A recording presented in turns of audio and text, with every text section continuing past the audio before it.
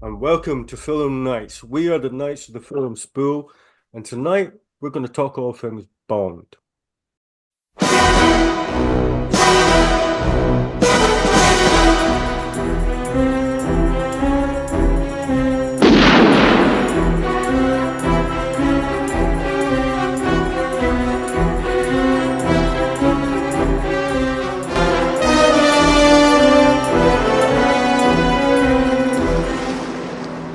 Now, this is our second season and our first episode. So, as usual, my name is Jamie McDonald. Introduce yourself, my co-host and co-collaborator. My co-collaborator, the hairy horror bastard. That's me. Still, Might got something like apologies. big bushy beard. Yeah, the anti Santa Claus. That's me. Yeah, apologise. We've kind of been a bit late, running late a bit on this, but we've had a few behind the scenes ifs, ands, and wheres. So we're back.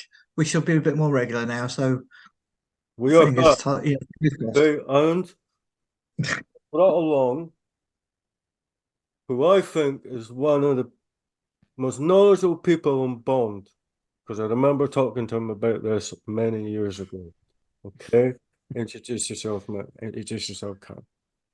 Hi guys, my name is Kai. I've known Jamie for more years than I think either of us would like to admit to at this stage. But yeah, no, it's a real pleasure to be asked to join you guys, and you're very flattering with what you've said there, Jamie, about my supposed expertise in this area. But yeah, I'll give it my best shot. Looking forward to it. Okay. Now, first introductions, right? We're going to say our love for Bond here. We're going to talk about Bond, but we're going to talk about the Daniel Craig era of Bond and what we like about it and what we don't like about it. So this is just our opinion. as always. So feel free to disagree with us, and we will just laugh at you and point. Yeah, it's all right. It's just our opinion, right? My love of Bond started when I was a kid, right? Still to this day, my two favorite Bond films are the Timothy Dalton ones because that's the ones I got to see in the cinema. My grandfather took me to see The Living Daylights, and to this day, it's still my favorite Bond. And for me, he's my favorite Bond as well. I love Timothy Dalton of Bond. It's just such a shame that he only did two films. What was your first experience with Bond? When did you first love Bond? Oh God. Because obviously you live in the UK, it's kind of a done thing that every bank holiday there's a Bond film on. So I started watching them on the TV. I had no idea what they were. It was, I mean, as I got older and I started to appreciate that it was, this rough, tough spy. And every time he was on, it was a different, maybe a different character, but it was a different story. But it was always fascinating me the way that the characters were. Everybody seemed to hate Bond, and there was no reason for it. And he'd always get to show off and get all these really cool gadgets that blew my mind. Just like, oh, that's so cool. He's got a laser in his watch and shit like that. And it was just that was really what caught me into it. But as you get older, you start to appreciate the stories a bit more. That's very true. That's very true. Carl, your first introduction to Bond, what makes you about Bond? I think a lot of viewers may roll their eyes at this, but I'm showing my lack of experience here. But I'm afraid I was at the generation where my first introduction to Bond really was the whole GoldenEye sort of phase. That was when I was first cognizant of a new Bond film coming out, and then obviously the N64 game really just smashing it into the consciousnesses of 8-year-old boys worldwide, I think. Yeah. As you were saying, Mark, it's a very traditional thing, especially in the UK. So it started to become a case of watching films with my dad. It's a bonding thing. It's good old fashioned rough and tumble, fantasy. Really, I think there's a lot, and I'm sure we'll really get into it. But at its heart, I think Bond is a fantasy. And you can touch on how when Fleming wrote the novels for a very dreary post-war Britain, it was all about giving people a taste of a life that they may never have the chance to lead, whether that's as the hero or whether that's as a character living in these incredibly far-flung locations and growing up in the wet and windy Highlands of Scotland. I think that was a big appeal of it as well. That's very true. Cool. And we've got to say, I love GoldenEye. Thought the GoldenEye was brilliant, and the N64 game, that was one of the first games I absolutely fell in love with. It's just such a great. It flows so well, GoldenEye, right from the opening Yeah. stunt, which I think is probably one of the best stunts in any Bond movie. Oh, easily. Bungee Yeah. jumping, Any film, I would say. Yeah. But Pierce Brosnan, okay, but yeah, he was good. I think that one was the first one I actually made up and run in the cinema as well. But we're going to talk on, we're going to move on. We're going to move on to the Daniel Craig era of Bond and where Bond is going to go now, or where we think it might go now. Yeah. First up, we're going to talk about Casino Royale. GoldenEye and Casino Royale, they are right up there as some of the best action films that I've seen. One of the things I absolutely loved about Casino Royale was the fact that you've got this brand new James Bond, and already before he's kind of been a bit subtle, a bit kind of devious, and in this one he's like a wrecking ball. He'll run straight through a wall. He'll go into like a foreign embassy and he'll set off a bomb, and he doesn't care. The idea that you've got this absolute meathead of a Bond, it was just great. It was such a great idea. Plus, Mads Mikkelsen. Completely around, yeah. Yeah, Mads Mikkelsen. I mean, Mads Mikkelsen, absolute genius. Big fan of him. And his performance in Casino Royale, he's just great. These little things that he'd do that were just sort of off the cuff, and they just loved it and they kept it in. It was just great film. It's an amazing debut. It took a long time, but one of the biggest things that affected Bond before Casino Royale came out was actually Austin Powers. Yeah, biggest things could have been the death of Bond, but I mean Bond has outlasted Austin Powers. He's outlasted Jason Bourne. It's such an iconic character that it doesn't really matter what you launch against him. Bond as a character is always going to survive. Always. Kai, your thoughts on Casino Royale? I think it's very interesting what you raise about Austin Powers there. There's a theory going around, or a sort of known study in cinema that's doing the rounds at the moment, where they're talking about superhero films, and they talk about how when an idea comes along at first, a genre comes along at first, it's novel, it's refreshing, gains in popularity, and eventually it reaches a critical mass. And then eventually, when you get to the stage of parody, then that's when you know that genre is pretty much done. And funnily enough, Bond in cinema started with parody, with the film with Woody Allen and David Niven, that version of Casino Royale, and it came in a really strange full circle, starting with parody, then obviously becoming into a really serious thing. It reached this critical mass, and then it got to parody again with Austin Powers, and usually that's the death knell for a genre. Think of westerns, think of big cinema musicals, the old MGM musicals and that kind of thing. But what Austin Powers did was, it was kind of a placeholder between one era of Bond and the next. It was almost like a sorbet. It was a palate cleanser. People just needed it to kind of, get over the silliness of it all. And fair enough, Die Another Day came along a little bit later on. But we then had this kind of break where nobody really knew what to do. And, fact is stranger than fiction. We start again with Casino Royale, and we just start a whole new thing on a brand new slate in a completely different direction for a brand new century. And I mean, it's one of the biggest slam dunks in cinema, I think, of all time, considering the number of things that could have gone wrong with that film. Yeah, as you say, the casting, Mads Mikkelsen, Judi Dench, still being brought through into it. The plot was right for the time, that kind of post 9/11 sort of era, lots of tech, lots of uncertainty over who the villain actually is. Yeah, they could not have asked for a better result from that film. And to this day, I think it's what most people still cite as their favorite film of the Daniel Craig era. I think, aside from one other, I think, but a lot of people still say that it's their favorite Daniel Craig film. I'd say so as well, yeah. Yeah. A lot of people still think it's the best one that he did. It's so rough, it's so raw, it's so ready. Everything about it was just perfect, and they took their time with it. Even an announcement that Daniel Craig was actually going to be Bond was done properly. Everything was perfect about that movie, leading up to it. We're going to move on quickly over to Quantum of Solace.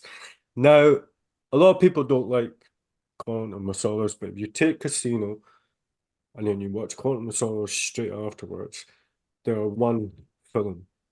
And I Yeah. actually quite like Quantum of Solace. I don't think it's as good as Casino Royale, but as a continuation of the actual story of where they were going with Casino, I think it worked brilliantly, to be honest with you. Yeah. But, I thought, Quantum of Solace, like you said, it's not a terrible film. no, It's nowhere. It's obviously it's not up there with Casino Royale. Obviously, the big problem that Quantum of Solace had was it was being done during the writer's strike. So the script itself was weak, yeah, and everybody, including, well, especially Daniel Craig, will say that the script was really, really weak, and they weren't happy with the final product. It's not a terrible film. It's really not the worst Bond film that's ever been made. It's a decent. I mean, it's a fun Bond film. It's not deep and meaningful in the best way that they can be.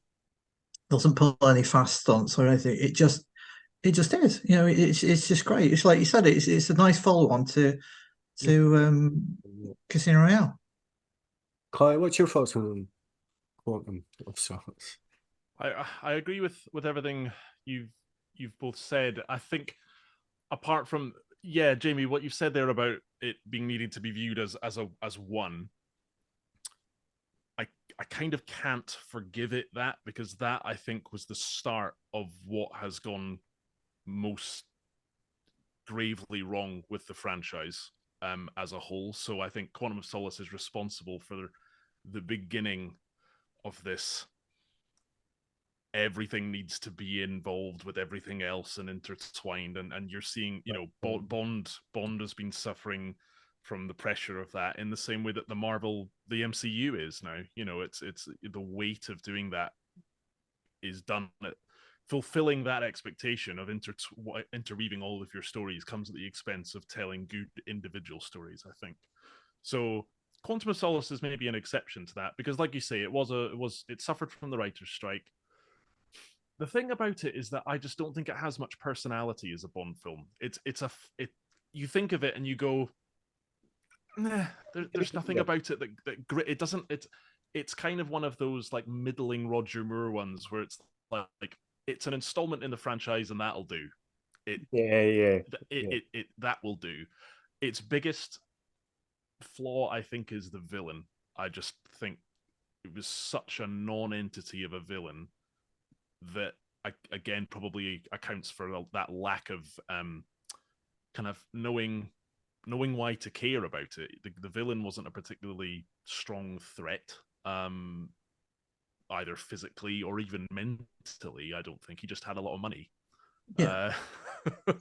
So that is what I think lets it down mostly. But it gets a really bad rap. It became very cool to not like Quantum of Solace, and I think it does deserve a little bit more love.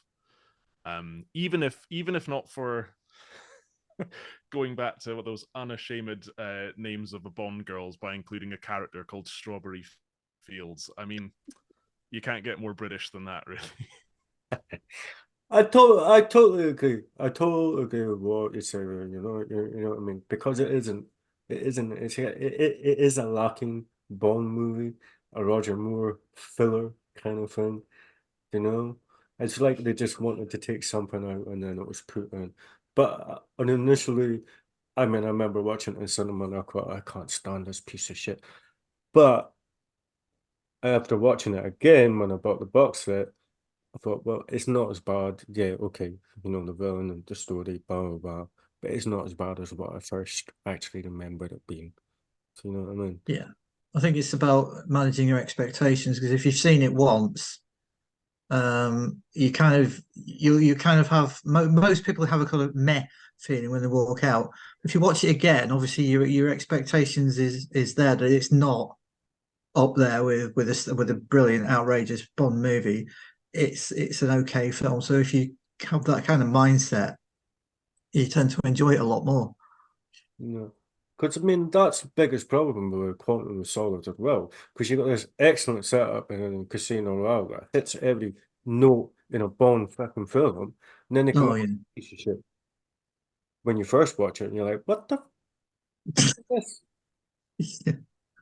Why?" Yeah, absolutely. Yeah. Now, moving on. That's our thoughts on Quantum of Solace. Let's move on to Skyfall.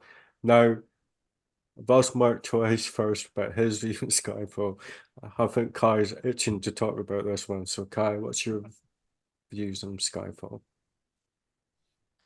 We've talked about this I think, before, so I I can't. think, I think. Now, my opinion might have changed since we last spoke about this. I'm not sure.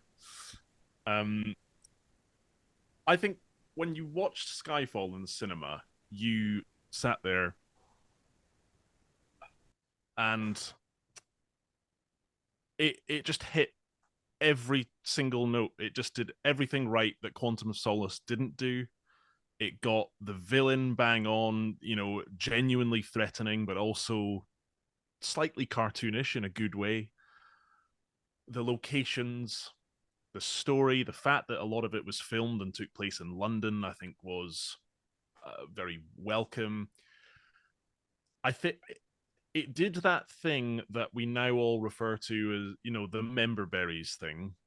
It did that before that was a thing. The Aston Martin coming back, which I get it because the story is about Bond going back to his origin, not just his origin as 007, but his origin as James, the boy, the child James Bond, Yeah. you know. So there's a justification for it. One of the all-time greatest Bond themes of all time. I don't think anyone can argue with that. It's top 5 at least. I think Skyfall. They that obviously helped the film a lot. Upon rewatches, some parts of it seem a little bit hokey, but I think they can be forgiven. If you're in a room of people who like Bond films and you chuck Skyfall on, it's going to be one person who likes, I think, making a hard time for themselves that's going to really object to watching that Bond film. I don't know if that changed from the last time we spoke about this, Jamie, but yeah, those that's how I'm feeling about it now. Well, would you say it was a perfect 50-year homage celebration of Bond? Because it was on the 50th year that it was released. I think it was the 21st film, wasn't it? No, would have been the 23rd one. 23rd. Yeah, again, like Casino Royale, I think that's why it's ranked up with Casino Royale as the two best Daniel Craig films generally. It hits so many high notes. It doesn't put many feet wrong. It was, if you had to send off Judi Dench's M on screen, it was a very poignant way to do it. Showed M's character as written, regardless of whether it's a male or a female playing her. M's character, M was a soldier, was a Navy person, was somebody in the service, and she dies in battle essentially, which is kind of the ending of a character that you would want for M as well. You would want that. It's not too outlandishly done, I don't think. So yeah, I don't. Criticizing Skyfall seems like a hobby for people with a little bit too much time in their hands, I think. That's a perfect way to say it. Mark, your thoughts on Skyfall, and also the same question: do you think it's a great 50-year celebration of Bond? Honestly, I think this is the bit where I get this shit kicked out of me. I don't like it. I really don't like it. I think the first 45 minutes, 50 minutes are really, really good. Proper, amazing Bond film. You know, jet setting, being a bastard, the kind of thing that you associate with him. And then it hit a wall and it slowed right down. And I understand it has to do it because you've got to get the story in there. You've got to explain to it. You've got to slow the story, slow the action down to get the story in. That's great. It just it slowed right down. It slowed down so much it almost stopped.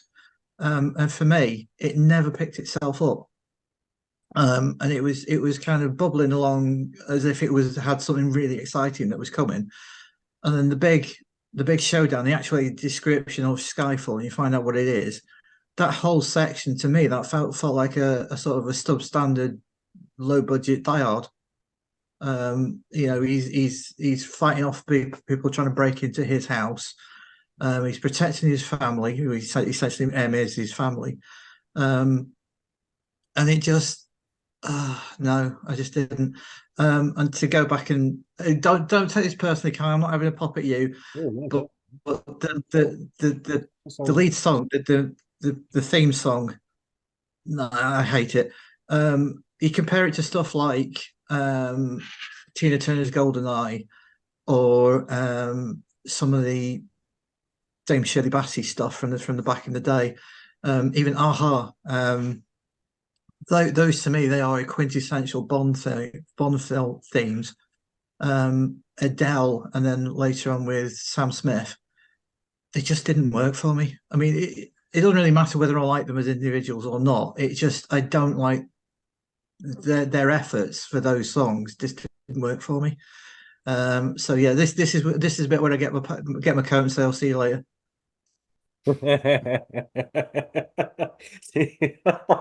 I love it. I love it. I think that's the whole. This is what that's the This this is is what the exciting thing of having these discussions, and the reasons you've given, I completely understand.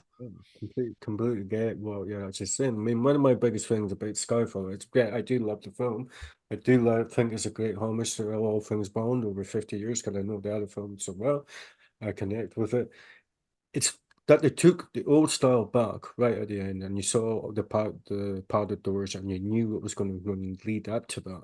And to me, whereas yes, Quantum Solace didn't get things right with the story and everything else, and that was maybe the start of the downfall.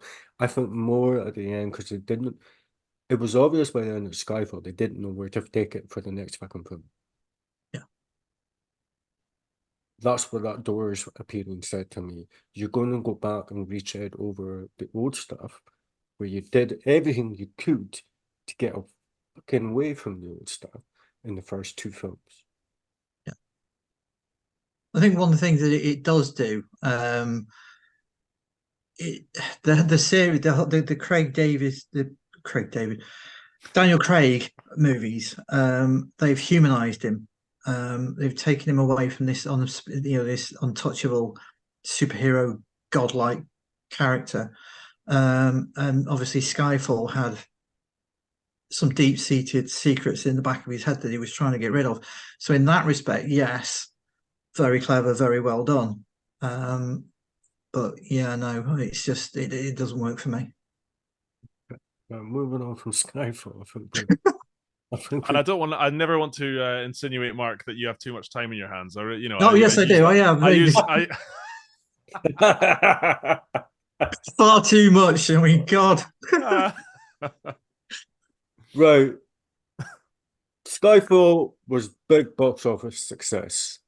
I think it was the busiest cinema it's been a Bond film in a long time. Yeah, yeah. Definitely from where I was working and every time that we were putting on. Now, there was big anticipation for Spectre when it came out. Let's talk about Spectre. Kai, we'll start with you again, mate. What is your thoughts on Spectre? I rewatched Spectre a couple of weeks ago in preparation for having this chat, and the problem with Spectre is that there's some small kernels of a really great Bond film in there. some really small kernels, very, very few. It's like the world's longest perfume advert. It's just, it looks beautiful. The cinematography in that film is stunning. The shots in Rome, but my God, it's just meandering. The pacing is like, it's like wading through tar.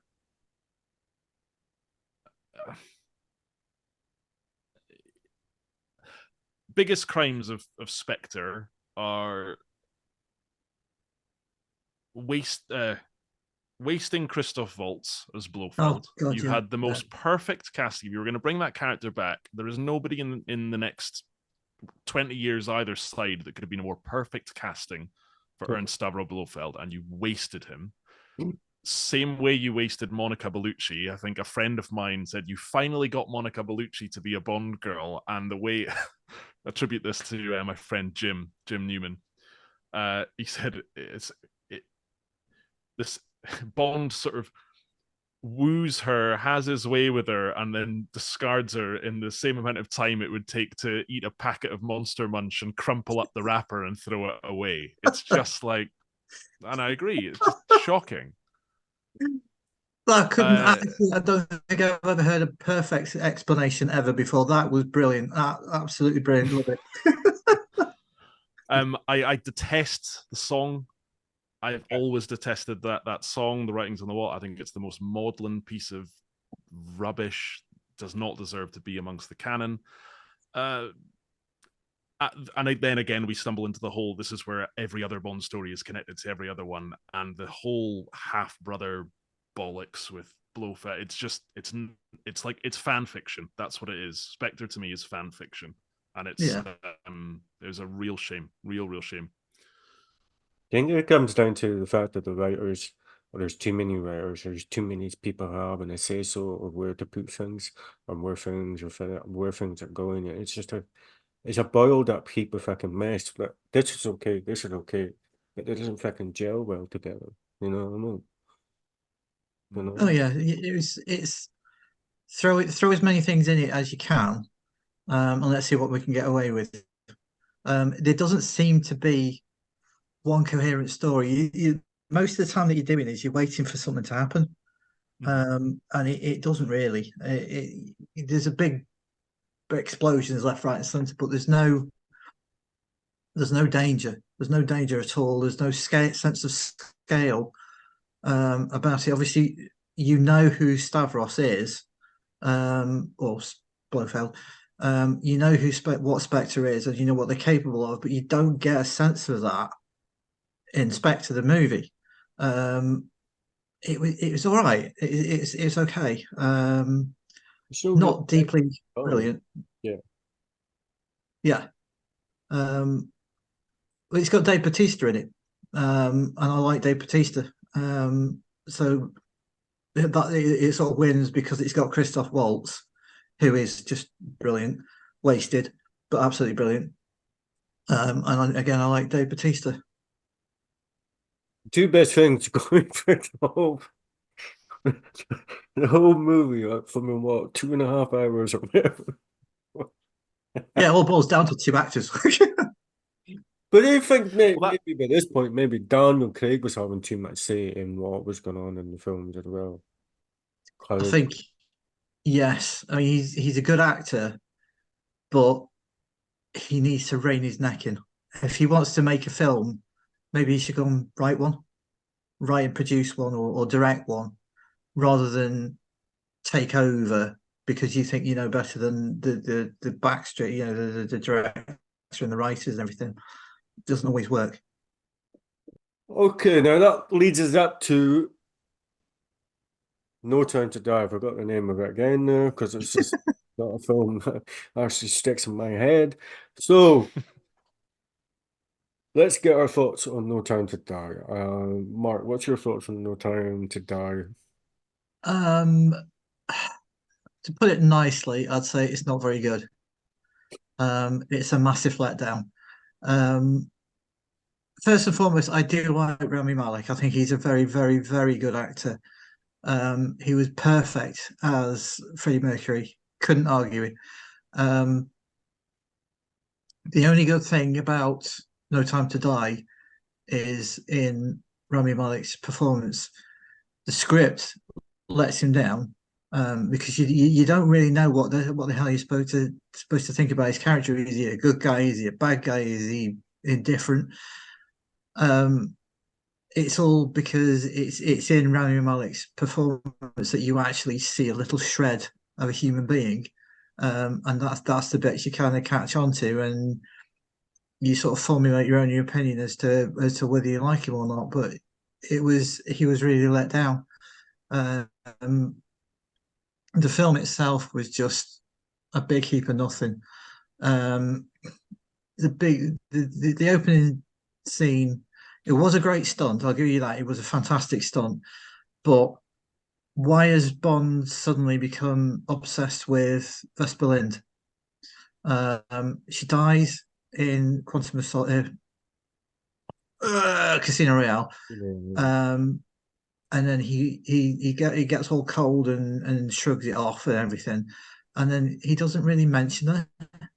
And all of a sudden he's got all bent out of shape and he's going to a grave, and it's like Kai was saying earlier on, the universe has been shrunk, so they're not taking it into new and interesting things that you could do. They're more intent on making the stories feed into each other when it doesn't necessarily have to. The old Bond movies, they never did. There was no real the characters crossed over, obviously Bond, Q, Felix Leiter, that kind of thing, but the stories never really crossed into each other. And all of a sudden now they are. It just seemed unnecessary.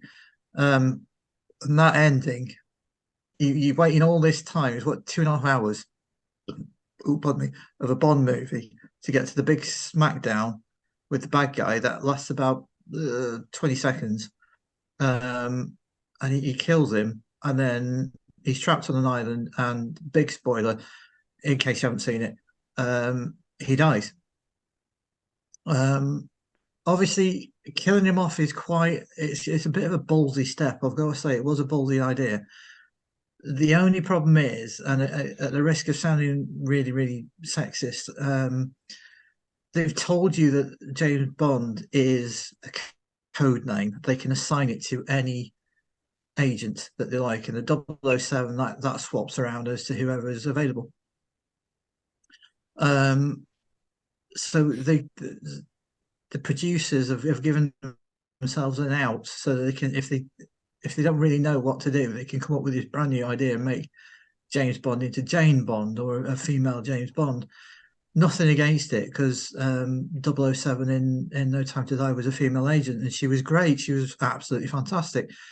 But no, James Bond should be James Bond. Everybody associated with the film has said it is James Bond. You shouldn't think about changing it to a female.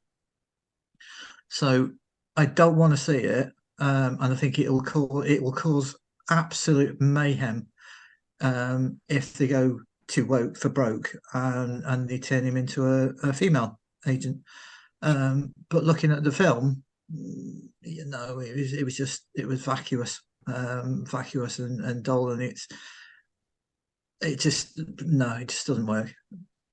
Okay. Kai, your thoughts on No Time to Die? We talked about this before. We talked about it with both of you. So, what's your thought on No Time to Die? Your point that you raised there about Vesper Lind is a really interesting one, Mark, that I've never really considered before. It felt wrong when I was watching the film. It just felt a bit kind of over egging the pudding, that sort of revisiting her grave. But yeah, as you say, he's not really thought about her in that kind of a way, not in the same way that he would about Tracy, quite rightfully so.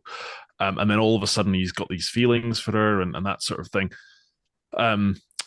Casino Royale, the film, ends with the same line that the novel Casino Royale, which was the first Fleming novel, ends with Bond speaking to one of his colleagues, and there's saying basically how are you feeling about it all, and he says, "Oh, it doesn't matter. The bitch is dead." And that is the moment when he became James Bond 007 in the way that we know him from now on. That set up the character as somebody that knows not to mix love, business with pleasure. He can't afford to love again. And to anyone that raises the point about On Her Majesty's Secret Service, he lets himself get into that position because he's chosen to resign. So that is why he believes he is going to leave the Secret Service, and he is allowing himself to get into to open himself up again, because he's no longer married to his job. He wants to be married to a woman. So yeah, that all felt very pulled out. I'll show you this just out of interest as a curio more than anything. So I'm not ungrateful for this at all, but this was my ticket wallet from the No Time to Die Royal World Premiere, which I was very, very lucky to attend, and I'm never going to be ungrateful for having the opportunity. It's not something that many people get to do, and I'm very, very grateful for that. But I feel, I have to be honest, I was sat in my seat just with my head in my hands. I was there in my kilt and full regalia, black tie, the full works, and I don't think I've ever had a less enjoyable time whilst wearing my kilt in all my life. That raises a fair few questions, and I'm not going to get into it. That was a great way to sum up No Time to Die. Man. It's in a nutshell, it was the final nail in the coffin for making the actor bigger than the character, which is my biggest problem with Daniel Craig's arc as a whole. It became all about Daniel Craig's last Bond film. Daniel Craig's last Bond films. I don't care. I don't want to know when their last Bond film's going to be. I want to find out afterwards. Just tell me a James Bond story. It doesn't need to be a big send-off for Daniel Craig that they then turned into a big send-off for the character. The intertwining, I kind of almost don't like spending time talking about No Time to Die. That's how little I think of it as a Bond film. I hate it. I absolutely hate it. I remember watching the film in work and checking it, right? And my biggest thing was, and this is before it came out on the bloody internet, right? Okay, is when he does the bridge jump. Okay, there's a bit where he turns around and he's like fucking Sidney James. I was like, Paul's sitting next to me. I go, Sidney James. Fucking looks at everything. I remember, but the thing is, Daniel Craig is a good actor. I'm not saying he's not a good actor. But what he did with Bond was, yeah, he became too big, I think, and he had too much say in what happened in Bond and the character for No Time to Die, especially. And this big thing about him going, like, he wasn't having a good time doing his movie. He was hurting himself. He was doing whatever. And I can understand for him wanting to leave. But why leave a film that can really go nowhere now, unless they totally restart again? They go with the code name of Bond, which is a lot of bollocks. Some Bourne came out and all that kind of, all that kind of stuff. You know what I mean? It's just why? Why does it need to be a fucking code name? James Bond, it's James Bond. It's been going since what, 63. It's always been there, So I don't get. So that goes us right up to, where do you think they can go now? They need to reboot, I think. What do you think they can do? That's what they did. They did it with GoldenEye. That was a sort of a soft reboot. It wasn't technically a reboot, but it sort of was. So they did it then. It worked. Casino Royale. That was very definitely a hard reset. And in the space of 5 films, they've knackered it. So they need to reboot it. But the problem is, it's too soon to reboot it. They're in a mess. The production company are in a mess because they've got no ideas. They've said themselves they have no ideas of where they're going to go with this one. whoever they cast as James Bond is going to be an absolute uproar. If you cast somebody that's really well known, like I mean, my go to in cases of people that they really should cast for a role, my standard answers are either Idris Elba or Tom Hardy. If you need a character, an actor that can absolutely blow apart Inside Out, those are the two.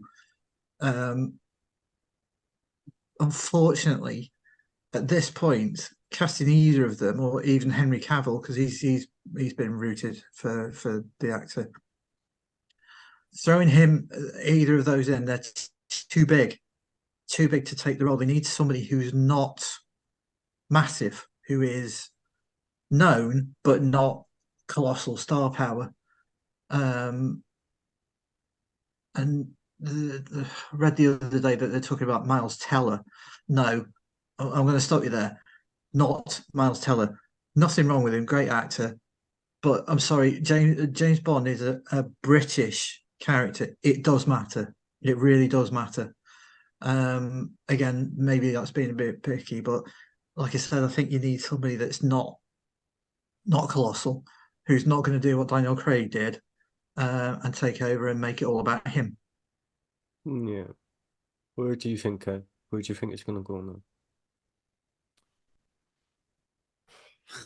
I agree with so much of what you've said there, Mark. I mean, the biggest problem facing Bond as a franchise at the moment is the fact that it's now owned by Amazon, and Amazon don't have a clue when it comes to original programming, you know, and we've seen that with the Rings of Power, and you can only hope, I think, that if it stays with Amazon, that it stays dormant long enough for them to have cleaned house and learned the lessons from the Rings of Power, so that they know not to go down that road again. Because ultimately, you know, Bond is a commodity now in the fact that it's a franchise that is there, you know, studio bids for it because they want it to make money, right? People will say that No Time to Die made over $1 billion, right? Did it break even? I don't think so. The number of reshoots on that film, the budget, the publicized budget was well over 300 million. So, I mean, $1 billion, you're barely scraping break even there as it is. And this is a wider problem about budgets getting bigger and bigger and bigger for lesser and lesser returns. Some studios are starting to realize this thing of, you know, and people can complain about traditionalists not being, you know, being stuck in the muds or whatever. But the fact is that people buy a thing because they want that thing. And I think you can play around with it a little bit, but at its core, it's got to remain that thing. You don't buy an apple because you want a banana. Like that's the thing, the danger that they're getting into with Bonds. So I think, yeah, you're right, Mark. Leave it dormant for a while. And I would try and get it out of the clutches of Amazon and challenge somebody to make a Bond film for £50 million. Get them to do really scale back. How's about we start making Bond as spy films again? That's a novel idea. That would be silly. More fool me, you know. But yeah, like an espionage film about a spy. That would be a cool thing to do on a low budget. Make it black and white, like Tarantino wanted to do. Go for it. Do something edgy like that. In terms of casting, it's a shame that I think it needs to hang around a bit longer than I would like, because it probably means that my choice for the role would be a little bit too old by that point, because I think it's a slightly unpopular opinion, but my money is always on Richard Madden, because he fits that bill of what you said, Mark, about having been big enough. He, like a lot of the best Bond actors, they were really big on TV, and then they were given that break into Bond, like Pierce Brosnan, like Roger Moore, you know. Yeah. Richard Madden's done one big, big, big budget film, but the good thing is that that was the Eternals, and nobody saw that, so we can kind of pretend that didn't happen. So apart from that, I'm biased, obviously, with being a Scot, but that's my kind of veering towards it. But as you say, I mean, the casting until they've got a script ready to even talk about, then it's anyone's guess. Yeah, and I think part of the other problem is the picks of director have been incredibly hit and miss. You get Martin Campbell in, and Martin Campbell gave us GoldenEye and Casino Royale. Yeah. Two of the best. And then we get the last film we got was Kerry Takawa. Kerry Takawa. Apologies if that's not how you pronounce his name. He's not a very good actor, very good director. He was supposed to be directing Stephen King's It, but he got booted off because he was too far out there for what they wanted to do. So then they get Andy Muschietti in, and he absolutely delivers in spades. So I don't think that they're really paying too much attention on the things that are really, really important. They're just trying to make, like you said, they're making a product instead of making a film that's going to appeal to people. They're making a product, and unfortunately, that's where things always screw up. You can argue the toss up that Marvel have done the same thing. They've suffered, and they really, really, really need to have a very good, long, hard look at what they're doing. Otherwise, they're going to self-destruct. It's interesting what you're saying about it. It was Kari Fukunaga who directed for No Time to Die. He can be an absolutely incredible director, because didn't he do the first series of True Detective? I didn't really like it that much. It was the acting I thought was brilliant, but the story, I don't know, it signposted things far too early. Okay, sure. But it's a good piece of TV. I can't argue. It's worth seeing. But it's not really up there in my list of things to watch. Sure. I completely agree with you. True Detective did get the first season especially, but that's a different thing. But yeah, it did get a big sort of hype, but it wasn't. No, I don't think that much of it. And I didn't like the follow-up seasons of it as well. I don't think he was the best director at the time, so I hope they definitely pick a decent director for the next one. Whatever that will be, I do think I agree with you both, and I think it should go back to a proper espionage movie, a proper spy movie. Yeah. Amy, with your extensive cinematic encyclopedic knowledge, I mean, are there any kind of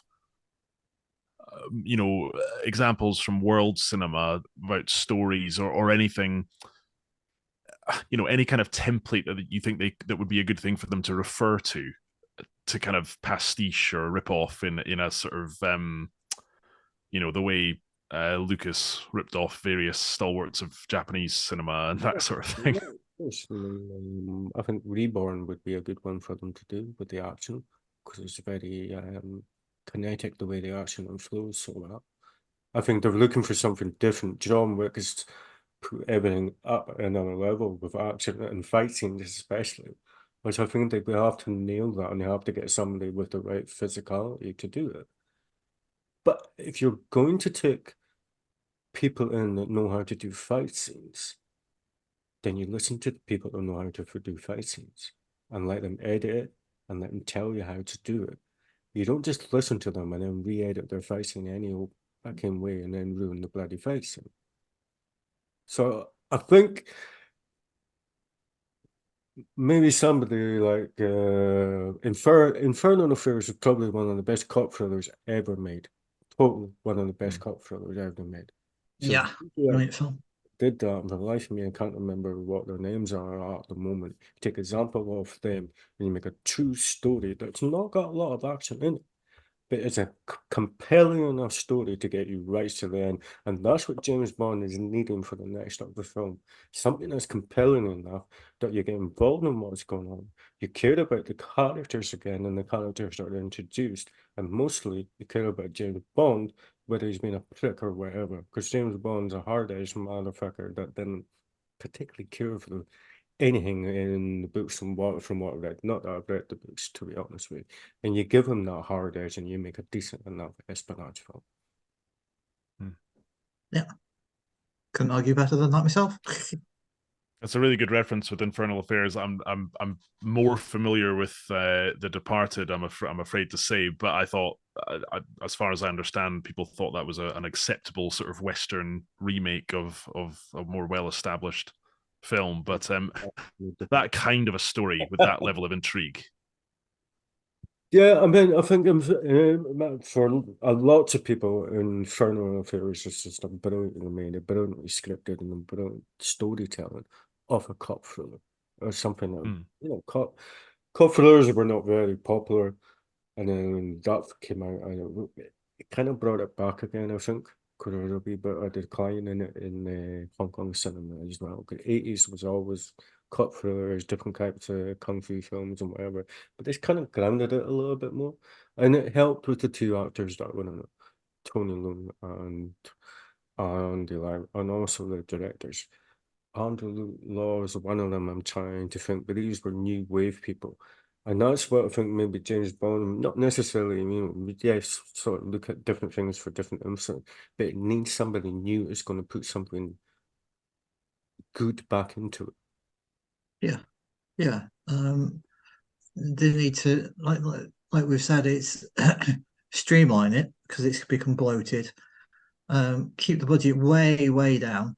Try and get away from the stuff in Bond that's never worked, like the crappy one-liners that they always seem to come out with, and the hideously sexist Bond girls. Granted, they seem to have broken out of that now because Vesper Lynd was actually quite a decent, well-written, hard as nails female character who wasn't just there for screen decoration. She'd actually served a purpose. That's the kind of thing that we need to keep to focus on to try and get it back on its wheels again. Completely. Is there anything you want to finish on? Any two is there anything you want to add to this?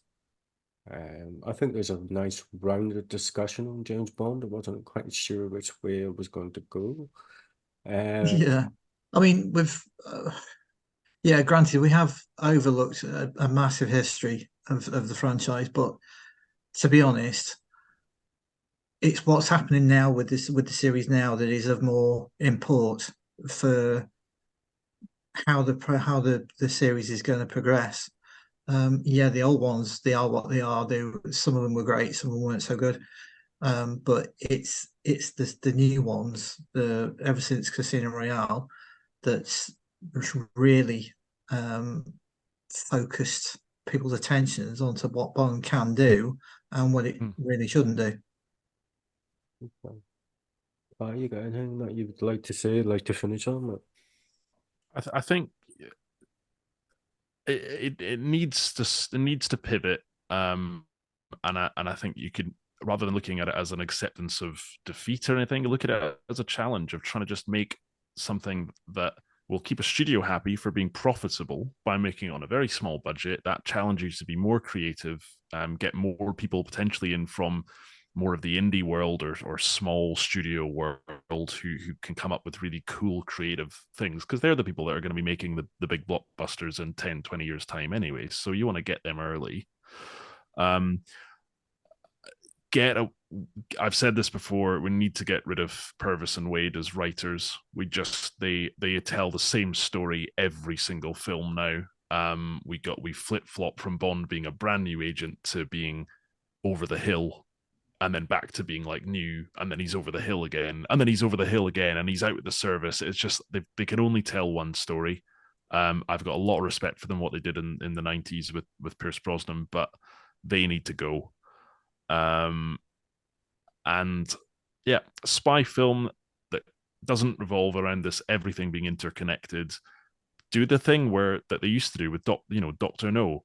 Get him to get his orders from him, and then bugger off and have an adventure. Don't have any more contact with London until the end of the mission. When was the last time we saw that? M's always cropping. It's a hero's journey at the end of the day. Take an interesting character, push him out the door. Much hilarity ensues, and then that's the end of it. So it's not a difficult recipe to get right, and I think they've just made life hard for themselves. So hopefully this little hiatus will continue long enough for people to kind of dust off the cobwebs. Yeah, I think that was, Paul Haggis was taken in just before we round off, and I think Paul Haggis definitely brought a sense of realism to the scripts and the writing and everything else that he does, and he always does that in everything that he touches. And that's maybe what it is missing. You need somebody with fresh ideas, somebody that's new, somebody that's got ideas, somebody that can write a decent movie and write more than one fucking story. So we're gonna call it a night. We've actually talked about Bond for a little bit longer than we thought. So my name's Jamie McDonald, and we are the Film Knights. And I would just like to say peace and love to everyone. Again, this is just our views on it. Everyone's different.